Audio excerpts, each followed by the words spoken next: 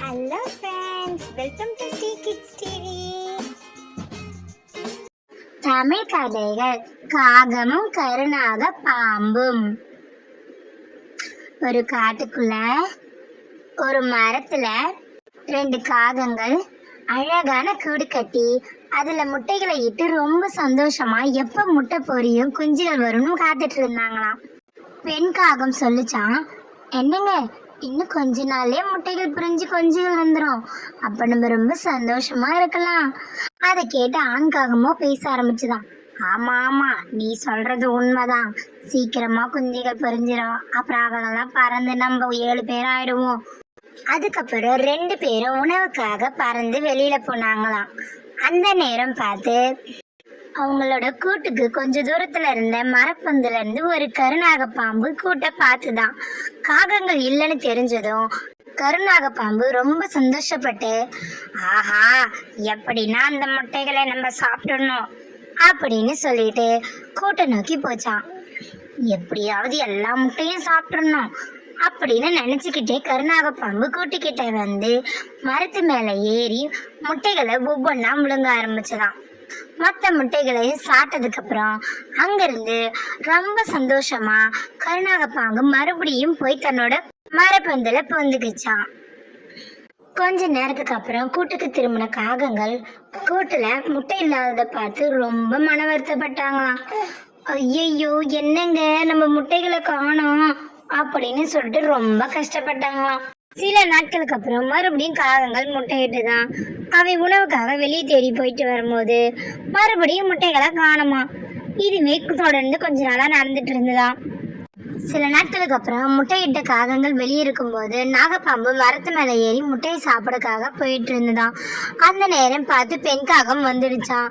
உடனே நாகப்பாம்பை பார்த்த பெண் காகம், பாம்பே, நீதான் என் முட்டைகளை திருடி தின்றாயா அப்படின்னு கேட்டுச்சான். அதுக்கு நாகமோ நக்கலா, ஆமா ஆமா, உன் முட்டைகள் ரொம்ப சுவையா இருந்தது, அதுதான் நான் சாப்பிட்டு விட்டேன் அப்படின்னு சொல்லிச்சான். தயவு செஞ்சு இந்த முட்டைகளை சாப்பிடாத, விட்டுடு அப்படின்னு கேட்டுச்சான் பெண் காகம்.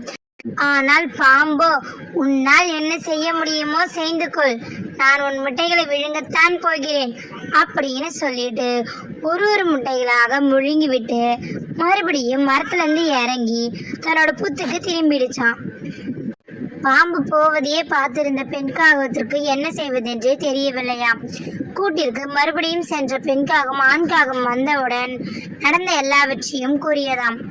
என்னங்க, அந்த கருநாக பாம்பு இருக்கிற வரைக்கும் நம்ம முட்டைகள் எதுக்குமே பாதுகாப்பு இல்லைங்க அப்படின்னு சொல்லிச்சான். அதை கேட்ட ஆண் காகம், ஆமா ஆமா, நீ சொல்றதும் சரிதான், அந்த கருநாகத்துக்கு எதனா ஒரு முடிவு கட்டணும், இது என் நண்பனான கிளியை கேட்டுட்டு வரேன் அப்படின்னு சொல்லிட்டு ஆண் காகம் பறந்து கிளி கிட்ட போச்சான். ஆண் காகத்தை பார்த்த கிளி சந்தோஷமா வரவேற்றுதான். காக நண்பா, வா வா அப்படின்னு அழைத்ததான். உடனே அருகில் அமர்ந்த காகம் பேச தொடங்கியதான். கிளியே, எப்படி இருக்க அப்படின்னு கேட்டுச்சான். அதை கேட்டு கிளியோ, நான் நல்லா இருக்கேன், உன்னோட முட்டைகள் எப்ப பொரிஞ்சு குஞ்சுகள் வரும், நான் வந்து பார்க்கலான்னு ஆசைப்படுறேன் அப்படின்னு சொல்லிச்சான். அதை கேட்ட காகம் ரொம்ப சோகமாகி நடந்த கதையெல்லாம் கிளிக்கிட்ட சொல்லிச்சான். அதை கேட்டு கிளியோ, ஐயையோ, அந்த கருநாக பாம்பா, அது ரொம்ப வலிமையான பாம்பாச்சே, நம்மலாம் சின்னவங்க, நம்ம அந்த பாம்பை என்ன பண்ண முடியும், அது ஒரு பொல்லாத கருநாக பாம்பு, அதுக்கிட்ட சண்டை போடுறது நமக்கு நம்மளே ஆபத்து வச்சுக்கிற மாதிரி, அதனால வேணாம் நண்பா அப்படின்னு கிளி சொல்லிச்சான். அதை கேட்ட ஆண் காகமோ தான் விதியை யாராலையும் மாற்ற முடியாதுன்னு நினச்சிக்கிட்டு அங்கேருந்து கூண்டுக்கு மறுபடியும் பறந்து வந்துதான். அப்புறம் பெண் காகத்தை பார்த்து கிளி சொன்னதெல்லாம் சொல்லிச்சான். உடனே பெண் காகம் சொல்லிச்சான், அப்போ நம்மளால எதுவுமே அந்த கருநாக பாம்பை செய்ய முடியாதா அப்படின்னு ஆதங்கப்பட்ட பெண் காகமோ அங்கிருந்து பறந்து போச்சான். நேரமா பறந்துட்டு இருந்த பெண் காகத்தை பார்த்த ஆமையோ, காகமே, எப்படி இருக்காய் அப்படின்னு கேட்டுச்சான். அதை கேட்ட பெண் காகம், நான் எப்படி சந்தோஷமா இருப்பேன், எனது முட்டைகளை அந்த கருநாக பாம்பு விழுங்கி விட்டுச்சு அப்படின்னு சொல்லிச்சான். அதை கேட்ட ஆமையோ, அந்த கருநாக பாம்புக்கு கொஞ்சம் கூட இறக்கம் இல்லாம போயிட்டே இருக்கு, அதுக்கு ஒரு முடிவு கட்டணும் அப்படின்னு சொல்லிச்சான். அதை கேட்ட காகமும், அதுக்கு தான் நாங்களும் முயற்சி பண்ணிட்டு இருக்கோம் அப்படின்னு சொல்லிச்சான். உடனே ஆமை, நான் ஒரு யோசனை சொல்றேன், அதை செஞ்சா கண்டிப்பா நீ கருநாக பாம்பை கொன்னுடலாம் அப்படின்னு சொல்லிச்சான்.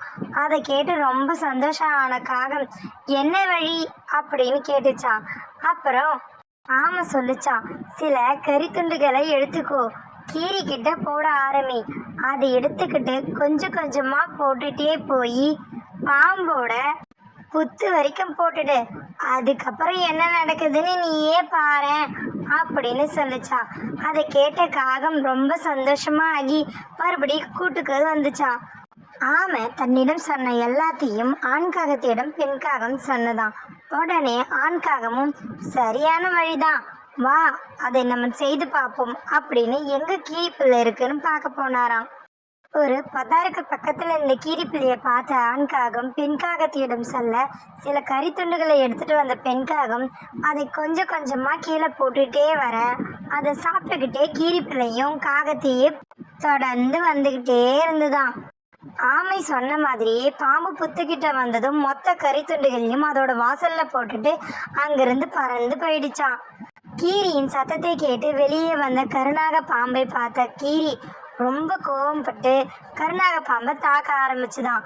பாம்பும் எவ்வளவோ முயற்சி பண்ணிச்சான், ஆனா கீரியோட அதால சண்டை போட முடியலையாம். உடனே கீரி பிள்ளை பாம்பை 2 துண்டா கிழிச்சு போட்டுட்டு அங்கிருந்து ஓடி போயிடுச்சான். இது எல்லாத்தையும் மரத்துல இருந்து பார்த்த ஆண்காகமும் பெண்காகமும் ரொம்ப சந்தோஷப்பட்டாங்களாம். தன்னை எளியவன் கருநாகத்துக்கு நல்ல பாடம் புகட்டி விட்டோம் அப்படின்னு சந்தோஷப்பட்ட பெண்காகமும் ஆண்காகமும் இனிமேல் தங்கள் முட்டை பாதுகாப்பாக இருக்கும்னு நினைச்சு ரொம்ப சந்தோஷப்பட்டாங்களாம். காகமும் கருநாக பாம்பும். இந்த கதையிலேருந்து நம்ம என்ன தெரிஞ்சுக்கிறோன்னா, 2 காகங்கள் முட்டையிட்டு ரொம்ப சந்தோஷமா காட்டுக்குள்ள வாழ்ந்துட்டு இருந்தது. ஆனா கருநாக பாம்போ அவங்களுக்கே தெரியாம அவங்களோட முட்டைகளை திருடி சாப்பிட்டு சந்தோஷமா இருந்தது. ஆனால் ஒரு நாள் காகம் நாகப்பாம்பு முட்டை சாப்பிடுவதை பார்த்துருச்சு. பெண் காகம் கெஞ்சி கேட்டும் அதை கண்டு கொள்ளாத கருநாக பாம்பு அது தன்னை விட எளியவன் தானே என்று கருதி அதன் முட்டைகள் முழுவதையும் சாப்பிட்டுடுச்சு. அதனால கருநாக பாம்பை பழிவாங்க எண்ணிய காகங்கள் உதவி கேட்டு அலைஞ்சுது. ஆனா கிளியோ தன்னை விட வலியவனை தான் தாக்குவது தனக்கு ஆபத்தா முடியும்னு காகத்துக்கு அறிவுரை சொல்லிச்சு. ஆனால் ஆமையோ வலியவரை கூட எளியவர் மதியால் வெல்லலாம் அப்படின்ற ஒரு யோசனைய காகத்துக்கு சொல்லி கொடுத்தாரு. அதன் பலனா ஒரு கீரி பிள்ளைய பாம்போட கூட்டுக்கு அனுப்பி பாம்பை கொன்று காகங்கள் வெற்றி அடைஞ்சது. இந்த கதையிலேருந்து நம்ம என்ன தெரிஞ்சுக்கிறோன்னா, யாரையுமே எளியவர்கள்னு நம்ம கருதக்கூடாது. அவங்களுக்கு ஒரு நேரம் வரும்போது அவங்களும் வலியவராக மாறுவாங்க. அதனால் எப்பயுமே நம்ம நேர்மையாகவும் உண்மையாகவும் நடந்துக்கணும். அப்படி நடந்துக்கும் போது நம்மளை விட வலியவரை கூட நம்ம மதியால் வெல்ல முடியும். அதுதான் பெரியவங்க சொல்லியிருக்காங்க, வலியவர் எளியவர் மதியால் வெல்லலாம் அப்படின்னு. Thanks for watching our channel. Like, share and subscribe us.